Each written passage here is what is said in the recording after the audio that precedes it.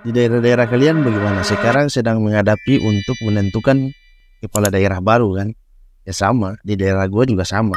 Sebelum kita bahas di konten ini, saya mau mengatakan bahwa Pramudia Anantatur pernah mengatakan bahwa dulu ada satu kaisar yang pernah menanyakan bagaimana tentang melanggengkan kekuasaannya pada permaisuri.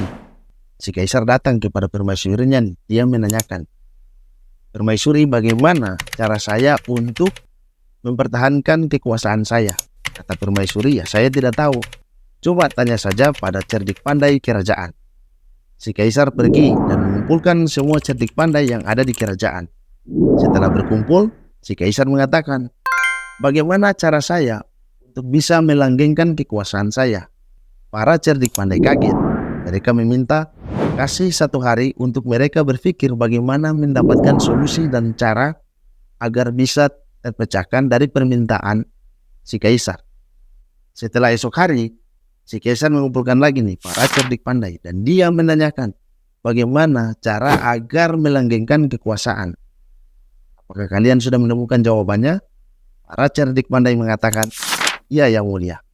Kaisar menanyakan, "Apa jawaban kalian?" Para cerdik pandai mengatakan, "Bikin rakyat bodoh."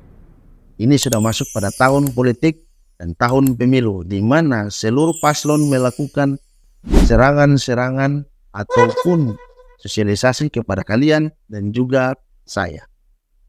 Mari kita bahas.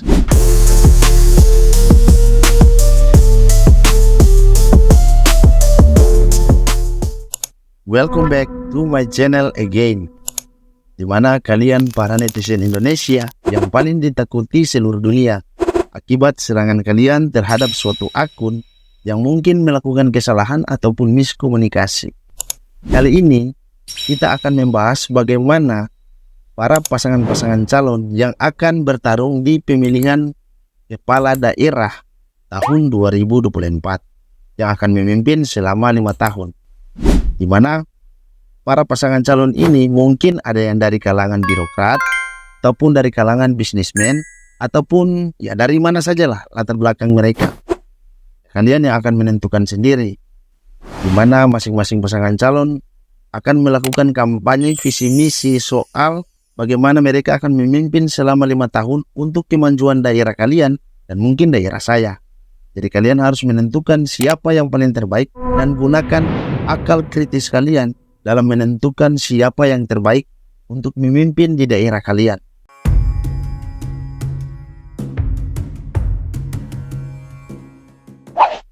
Setelah kalian sudah menentukan siapa jagoan kalian yang nantinya yang akan kalian pilih pada nanti pemilihan berikut, kalian harus menilai lagi di mana janji dan visi misi mereka soal bagaimana memajukan daerah kalian. Jadi mana saya mengajak kalian untuk berpikir kritis di mana soal janji kampanye mereka, yaitu soal kesejahteraan, perobatan gratis, infrastruktur, atau apapun yang menurut saya hanya mengenakan di telinga kita untuk mendengar. Rata-rata nih, apalagi ketika mereka datang di setiap RT ataupun setiap desa-desa, janji kampanye politik yang dilontarkan begitu manis, sampai-sampai orang yang ada di situ semua setelah mendengarkan janji tersebut rata-rata langsung terkena stroke atau terkena penyakit gula, entah gula kering atau gula basah. Tapi ketika mereka terpilih dan mereka duduk menjadi pemimpin di daerah kalian, janji-janji manis yang kalian dengarkan pada sosialisasi yang sebelumnya itu akan menjadi penyakit gula, yaitu gula kering. Kalian pasti tahu sendiri, seseorang terkena suatu penyakit gula akibat janji-janji manis. Jadi di mana saya mengajak kalian untuk berpikir kritis dalam menentukan siapa jagoan kalian. Kalau dari gue pribadi, gue menentukan suatu pemimpin yang terbaik di daerah gue, itu gue melihat dari bagaimana berfokus pada tujuan sumber daya manusia. Yang dimana kita tahu sendiri bahwa seluruh masyarakat yang ada di negara ini itu hanya berfokus pada bagaimana mendapatkan sumber daya alam atau mengelola sumber daya alam.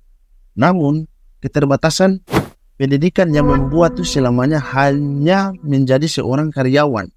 Atau di negara-negara lain itu melihat kita sebagai negara konsumen, bukan menjadi sebagai negara produsen. Contohnya, kita melihat sendiri di mana kelemahan SDM kita itu dalam menentukan pemimpin daerah, yang dimana kita hanya melihat pada janji-janji manis. Seperti yang tadi saya katakan, hati-hati terhadap janji manis, karena janji manis bisa mengakibatkan gula yang berlebihan.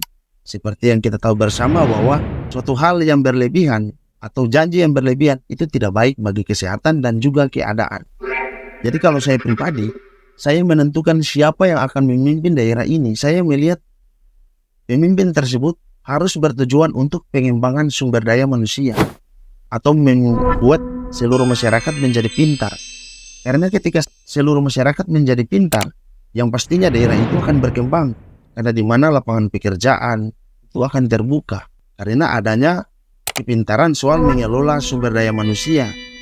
Manusia jika sudah menjadi pintar, ya pasti skill, kemampuan mereka tidak tergantung pada pertambangan ataupun pada pemerintahan, di mana mereka hanya berfokus pada usaha atau bisnis yang akan dikembangkan dari segi UMKM. Seperti yang kalian tahu, Amerika menjadi negara yang terbesar karena di mana ada sumbangsi atau PDB-nya itu mendapatkan sumbangsi dari UMKM yang paling terbesar. Sedangkan Indonesia, UMKM tidak diperhatikan oleh pemerintah daerah.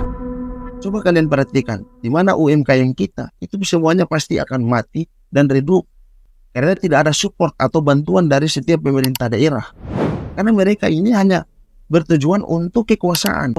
Bullshit dengan semua masyarakat yang ada.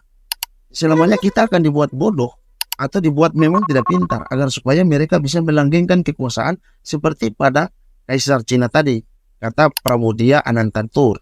Jadi saya mengajak kalian untuk bagaimana berpikir kritis soal janji-janji manis dari masing-masing pasangan calon tersebut. Saya mau sampaikan ada satu cerita analogi nih, di mana saya pribadi itu lebih menghargai seekor domba yang dipimpin oleh seekor singa daripada seekor singa dipimpin oleh seekor domba.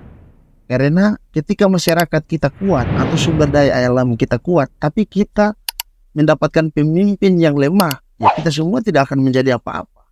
Selamanya kita akan dikontrol dan kita akan dibuat bodoh. Tapi yang diuntungkan hanya pemimpin domba tersebut atau pemimpin lemah tersebut. Namun apabila kita mendapatkan seorang pemimpin singa di antara pemimpin domba, yang tentunya kita sekalipun tidak ketergantungan pada sumber daya alam, tapi di mana singa tersebut mengajak seluruh domba-dombanya untuk bisa kuat agar bersatu dan menjadi pintar. Karena di mana seperti cerita analogi yang tadi saya sampaikan, lebih baik kita melihat atau kita memilih seekor singa yang kuat memimpin para domba, bukan seekor domba yang mau memimpin para singa. Jadi demikian itulah pembahasan konten kali ini, di mana saya hanya mengajak kalian untuk berpikir kritis dan menentukan siapa pemimpin kita. Karena pemimpin tersebut yang akan memimpin daerah ini selama 5 tahun atau menentukan perekonomian daerah selama 5 tahun. Bullshit. Ketika suatu daerah itu dengan sumber daya alam yang melimpah namun menjadi defisit atau tidak ada anggaran untuk mensejahterakan seluruh masyarakat, yang dimana mereka hanya bertele-tele, yaitu mengatakan anggaran ini tidak ada, anggaran B tidak ada, anggaran C tidak ada. Itu bullshit. Berarti dia adalah pemerintah atau pemimpin yang hanya berfokus pada kantongnya pribadi, bukan pada kantong masyarakat, sehingga masyarakat dibuat menderita selama 5 tahun. Jadi saya mengarahkan kalian untuk bagaimana memilih pemimpin yang terbaik di 5 tahun berikut. Karena sudah saatnya masyarakat kita atau masyarakat negara ini bangkit menggunakan akal agar berpikir kritis menentukan siapa yang paling terbaik untuk memimpin daerah kita ini. Dan semoga kalian bisa memotivasi yang paling utama dalam konten ini. Di episode selanjutnya saya juga akan membahas bagaimana tim-tim pemenang atau penjilat-penjilat atau Pinocchio dalam menyerang kalian atau meyakinkan kalian soal pasangan-pasangan calon yang akan mereka pilih. Terima kasih karena kalian telah menonton konten ini. Ikuti terus, jangan lupa share dan juga subscribe agar saudara-saudara kalian bisa memahami dinamika yang terjadi di pemilihan tahun 2024 soal kepala-kepala daerah. See you next time. Kita Alen, kita anak timur, jago kata rada. Terima kasih yang sudah nonton. Jangan lupa like dan juga subscribe. Kalau ngoni lupa pasti jadi loyo. jago-jago.